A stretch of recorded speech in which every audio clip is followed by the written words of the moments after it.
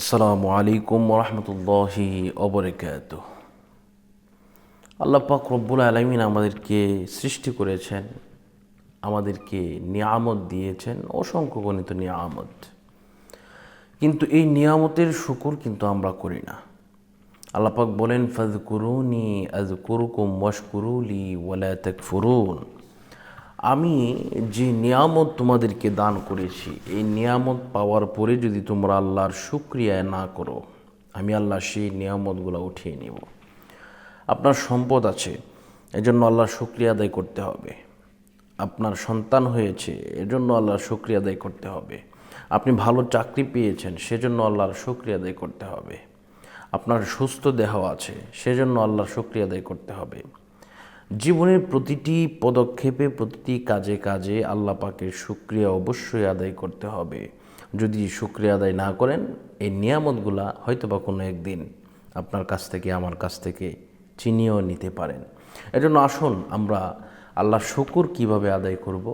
ইনশাল্লাহ সবচেয়ে সুন্দর সিস্টেম হচ্ছে আলহামদুলিল্লাহ পাঠ করা। আপনি যে কোনো কাজ করতেছেন, আলহামদুলিল্লাহ পাঠ করবেন।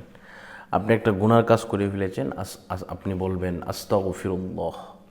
যদি পারেন এটা পুরোটা বলবেন, আস্তাগফিরুল্লাহ রাব্বি মিন কুল্লি যামবি ওয়া আতুবু ইলাইহি লা হাওলা ওয়ালা কুওয়াতা ইল্লা বিল্লাহিল আলিয়্যিল আযীম। আপনি এটা পড়বেন। আল্লাহ পাক রব্বুল আলামিন পবিত্র কালামুল্লাহ শরীফের মধ্যে ঘোষণা দিয়েছেন, বান্দারা, ও আমার বান্দারা, তোমাদেরকে আমি সৃষ্টি করেছি একটা উদ্দেশ্য দিয়ে, আর সেই উদ্দেশ্যটা হচ্ছে আমি আল্লাহ পাক রব্বুল আলামিন তোমাদেরকে সুন্দর আমলের দ্বারা তোমাদেরকে জান্নাতবাসী করতে চাই। জান্নাতবাসী করতে চাই। আল্লাহ পাক বলতেছেন জান্নাতবাসী করতে চায়। এখন সেই জান্নাতের কাজটা তো আমাদেরকে করতে হবে।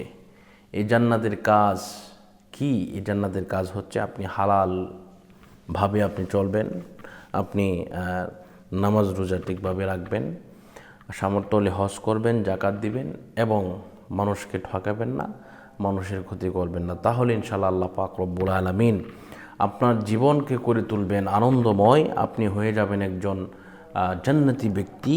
আপনার দ্বারা যদি মানুষের উপকার হয়, আপনি যদি মানুষের উপকার করেন, তাহলে সেই উপকারকে কেন্দ্র করে আল্লাহ পাক রব্বুল আলামিন আপনাকে জান্নাতের উচ্চ মাকাম দান করবেন।